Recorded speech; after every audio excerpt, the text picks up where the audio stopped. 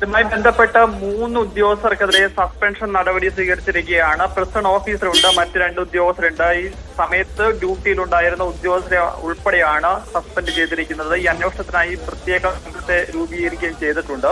എന്തായാലും കടുത്ത നടപടികളിലേക്ക് പോലീസും ക്ഷമിക്കണം ജയിൽ വകുപ്പും കടക്കുന്നെന്ന് തന്നെയാണ് ഇതിൽ നിന്ന് വ്യക്തമാവുന്നത്. വീഴ്ച വ്യക്തമായിരുന്നു. കാരണം ഈ പ്രതി രക്ഷപ്പെട്ടിട്ടും മണിക്കൂറുകൾ ശേഷമാണ് ഇയാൾ രക്ഷപ്പെട്ടു എന്നുള്ള വിവരം ജയിൽ വകുപ്പ് അധികൃതർ മനസ്സിലാക്കുന്നത്. CCTV ഉൾപ്പെടെയുള്ള കർശനമായ സുരക്ഷയുണ്ടെന്ന് ജയിൽ വകുപ്പ് അവകാശപ്പെടുന്ന സ്ഥലത്തു നിന്നാണ് അതിവിദഗ്ധമായി ഇയാൾ രക്ഷപ്പെട്ടു എന്ന് മാത്രമല്ല അതേറെ സമയത്തിന് ശേഷമാണ് തിരിച്ചറിയപ്പെടുകയും ചെയ്തത്. 3 ഉദ്യോഗസ്ഥർ എന്ന് പറയുമ്പോൾ പ്രിസൺ ഓഫീസറും മറ്റ് 2 പേരാരാണ്? അത് ആ സമയത്ത് ഡ്യൂട്ടിയിലുണ്ടായിരുന്ന വ്യക്തികൾ ഉദ്യോഗസ്ഥരെന്നാണ് നമുക്ക് പ്രാഥമികമായി മനസ്സിലാകുന്നത്. കൂടുതൽ വിവരങ്ങൾ ഈ ഉദ്യോഗസ്ഥരെ സംബന്ധിച്ച് ലഭ്യമായി വരുന്നതേ ഉള്ളൂ. ഈ പ്രത്യേക അന്വേഷണ സംഘം എന്ന് പറഞ്ഞാൽ പോലീസിന്റെ പ്രത്യേക അന്വേഷണ സംഘമാണോ? ആരൊക്കെയാണ് അതിന്റെ അന്വേഷണത്തെ നയിക്കുന്നത്? ആരാണ്? ജയിൽ വകുപ്പാണ് ഉത്തരമേഖല സംഘമാണ് അന്വേഷിക്കുന്നത്.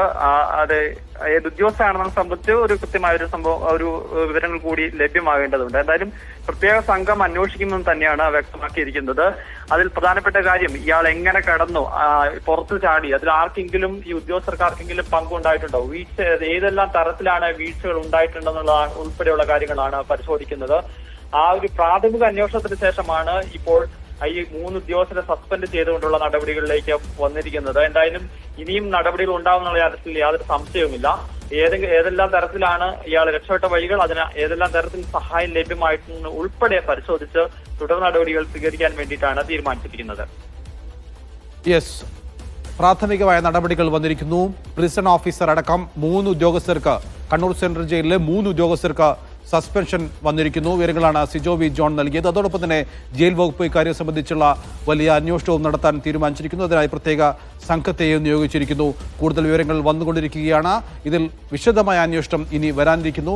അതനുസരിച്ചായിരിക്കും മറ്റ് നടപടികളിലേക്ക് സർക്കാർ നീങ്ങുക എന്ന് നമ്മൾ മനസ്സിലാക്കുക. ഏതായാലും ഗോവിന്ദച്ചാമിയെ ഇപ്പോൾ വൈദ്യപരിശോധനയ്ക്കായി കണ്ണൂർ ജില്ലാ ആശുപത്രിയിലേക്ക് കൊണ്ടുപോയിരിക്കുന്നു എന്നാണ് മനസ്സിലാക്കുന്നത്. കൊണ്ടുപോകുന്ന വഴിയെ അയാൾ കുഴഞ്ഞു വീഴുന്നതായി കണ്ടു. പക്ഷേ പോലീസ് ജീപ്പിനകത്തേക്ക് കയറിയ ശേഷം അദ്ദേഹത്തിന് ആ കുഴഞ്ഞു വീണതിന്റെ ലക്ഷ്യങ്ങളൊന്നും കാണുന്നുമില്ല.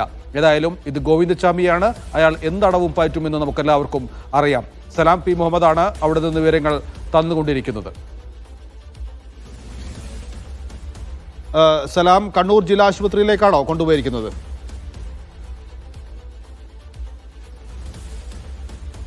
അത് നൗഫൽ, കണ്ണൂർ ജില്ലാ ആശുപത്രിയിലേക്കാണ് ഗോവിന്ദച്ചാമിയെ കൊണ്ടുപോയിരിക്കുന്നത്. അവിടെ നിന്നും വൈദ്യപരിശോധന പൂർത്തിയാക്കിയതിനു ശേഷമാണ് മജിസ്ട്രേറ്റ് മുന്നിൽ ഹാജരാക്കുക. കണ്ണൂർ ടൗൺ പോലീസ് രജിസ്റ്റർ ചെയ്തിട്ടുള്ള ജയിൽ ചാട്ടവുമായി ബന്ധപ്പെട്ട കേസിലാണ് ഇപ്പോൾ അദ്ദേഹത്തെ വൈദ്യപരിശോധന പൂർത്തിയാക്കി മജിസ്ട്രേറ്റ് മുന്നിൽ ഹാജരാക്കുന്നത്. അങ്ങനെ തുടർ നടപടികളിലേക്ക് പോലീസ് കടക്കുന്നത്. നേരത്തെ ഈ പോലീസ് ട്രെയിനിങ് സെന്ററിൽ നിന്നും ഈ ഗോവിന്ദച്ചാമിയെ പുറത്തിറക്കുന്ന സമയത്ത് തന്നെ അയാൾ കുഴഞ്ഞു വീഴുന്ന ഒരു സാഹചര്യമുണ്ടായി. അങ്ങനെ കുഴഞ്ഞു വീണ് അഭിനയിച്ചതാണോ എന്നറിയില്ല. കാരണം അയാൾ ജീപ്പിൽ കയറ്റിയതിനു ശേഷം അയാൾക്ക് മറ്റു കുഴപ്പങ്ങളൊന്നും തന്നെ ഉണ്ടായിരുന്നില്ല. അയാൾ വളരെ ശാന്തനായിരുന്നു. നേരത്തെ, അതായത് പിടികൂടിയതിനു ശേഷം പോലീസ് ട്രെയിനിങ് സെന്ററിൽ എത്തിച്ച സമയത്താണ് അദ്ദേഹം ചില രോഷാകുലമായിട്ടുള്ള ചില പ്രവൃത്തികൾ, അങ്ങനെ ഒരു പ്രകടനങ്ങളൊക്കെ തന്നെ അയാൾ കാണിച്ചത്. അതിനുശേഷം ഇപ്പോൾ പോലീസ് ട്രെയിനിങ് സെന്ററിൽ നിന്നും പുറത്തിറക്കുന്ന സമയത്ത് ദേഹാസ്വാസ്ഥ്യം അനുഭവപ്പെട്ടതുപോലെ അയാൾ കാണിച്ചു. അതിനുശേഷം പോലീസ് ഉദ്യോഗസ്ഥർ താങ്ങിയെടുത്തുകൊണ്ടാണ് ജീപ്പിലേക്ക് കയറ്റിയത്. ജീപ്പിൽ കയറ്റിയതിനു ശേഷം കണ്ണൂർ ജില്ലാ ആശുപത്രിയിലേക്ക് ഇപ്പോൾ കൊണ്ടുപോയിട്ടുണ്ട്. അല്പസമയത്തിനുള്ളിൽ തന്നെ വൈദ്യപരിശോധന പൂർത്തിയാക്കി മജിസ്ട്രേറ്റ് മുന്നിൽ ഹാജരാക്കി ഈ കേസിൽ, അതായത് കണ്ണൂർ ടൗൺ പോലീസ് രജിസ്റ്റർ ചെയ്തിട്ടുള്ള ജയിൽ ചാട്ടവുമായി ബന്ധപ്പെട്ട കേസിൽ തുടർ നടപടികൾ സ്വീകരിച്ച് അങ്ങനെ അതിനുശേഷം വീണ്ടും ജയിലിലേക്ക് തന്നെ അദ്ദേഹത്തെ കൊണ്ടുപോകുമെന്നാണ് പോലീസ് ഉദ്യോഗസ്ഥർ അറിയിച്ചിട്ടുള്ളത്. ഏതായാലും ജയിൽ അധികൃതരുടെ ഭാഗത്തുനിന്നുണ്ടായ വീഴ്ച തന്നെയാണ് ഇങ്ങനെയൊരു ജയിൽ ചാട്ടത്തിലേക്ക് എത്തിച്ചത് എന്നുള്ളത് തന്നെയാണ് പ്രാഥമികമായി മനസ്സിലാക്കുന്നത്. പോലീസിന്റെ ഭാഗത്തുനിന്ന് വലിയ രീതിയിലുള്ള ഒരു ശാസ്ത്രീയ അന്വേഷണം ഉണ്ടായിട്ടുണ്ട്. പെട്ടെന്ന് തന്നെ ഇയാളെ പിടികൂടാനായിട്ടുണ്ട്. ഇയാളെ പിടികൂടിയത് തളാപ്പ് എന്ന് പറയുന്ന ഒരു സ്ഥലത്ത് വിജനമായ ഒരു വീടിന്റെ ഒരു കിണറ്റിൽ നിന്നാണ്. കിണറ്റിനകത്ത് ഉള്ള നിലയിലാണ് ഇയാളെ കണ്ടെത്തിയത്. ദൃക്സാക്ഷികൾ നൽകിയ മൊഴിയുടെ അടിസ്ഥാനത്തിലാണ് കണ്ടെത്തിയതെന്നും പോലീസ് സ്ഥിരീകരിച്ചിട്ടുണ്ട്. 3 ദൃക്സാക്ഷികളാണ് കൃത്യമായി പോലീസിന് ഇയാളെ കണ്ടെത്തുന്നതിന് വേണ്ടിയുള്ള കൃത്യമായ വിവരങ്ങൾ നൽകിയത്. ആ ദൃക്സാക്ഷികളുടെ മൊഴികളുടെ അടിസ്ഥാനത്തിൽ നടത്തിയ അന്വേഷണത്തിനൊടുവിലാണ് ഇദ്ദേഹത്തെ കണ്ടെത്തുന്നത്. കൂടാതെ ഇയാളിൽ നിന്നും ആയുധങ്ങൾ കണ്ടെത്തിയതായും പോലീസ് സ്ഥിരീകരിക്കുന്നുണ്ട്. 20 ദിവസത്തോളം നീണ്ട ഒരു ആസൂത്രണം ഇയാൾ നടത്തി. അതിനുശേഷമാണ് ജയിൽ ചാട്ടം എന്നുള്ളതാണ് പോലീസിന് പ്രാഥമികമായി അന്വേഷണത്തിൽ കണ്ടെത്തിയിട്ടുള്ളത്. ഏതായാലും പെട്ടെന്നൊരു തീരുമാനമെടുത്ത് ജയിൽ ചാടിയതല്ല. കൃത്യമായ ആസൂത്രണത്തോടുകൂടി ഏതാണ്ട് 20 ദിവസത്തോളം ആസൂത്രണം ചെയ്ത് ഒരു പ്ലാനിംഗ് നടത്തിയതിനു ശേഷമാണ് ഇദ്ദേഹം ഈ സെല്ലിന്റെ കമ്പി ഹാക്സോ ബ്ലേഡ് ഉപയോഗിച്ച് മുറിച്ചു മാറ്റിയതിനു ശേഷം ഇയാൾ ഈ മതിൽ ചാടിയത്. ഇയാൾ മതിൽ ചാടാൻ ഉപയോഗിച്ച ഈ തുണികളൊക്കെ തന്നെ കൃത്യമായി 20 ദിവസത്തോളം ഇയാൾ ശേഖരിച്ചു വെച്ചു എന്നുള്ളത് കൂടി പോലീസ് പറയുന്നുണ്ട്. ഏതായാലും ഈ ഇത്ര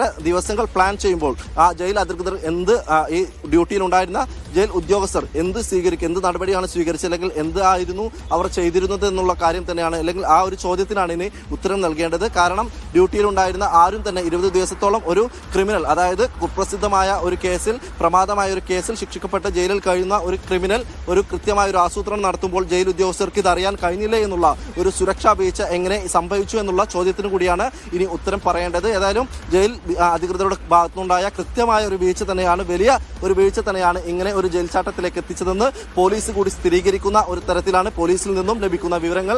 നമുക്ക് ആ വിവരങ്ങളിൽ നിന്നും മനസ്സിലാക്കാൻ സാധിക്കുന്നത്. കാരണം 20 ദിവസത്തോളം നീണ്ട ഒരു ആസൂത്രണത്തിനൊടുവിലാണ് ഇദ്ദേഹം ആയുധങ്ങൾ ശേഖരിച്ചു വെക്കുന്നു. അതിനുവേണ്ടിയുള്ള എല്ലാ പ്രിപ്പറേഷൻസും ഇയാൾ സ്വീകരിക്കുന്നു. അങ്ങനെ തുണികളും അതുപോലെ ആയുധങ്ങളും ഇയാൾ ശേഖരിച്ചു വെച്ചതിന് ശേഷം 20 ദിവസത്തോളം നീണ്ട ഒരു ആസൂത്രണത്തിനൊടുവിലാണ് ഇങ്ങനെയൊരു ജയിൽ ചാട്ടം ഇയാൾ നടത്തുന്നത്.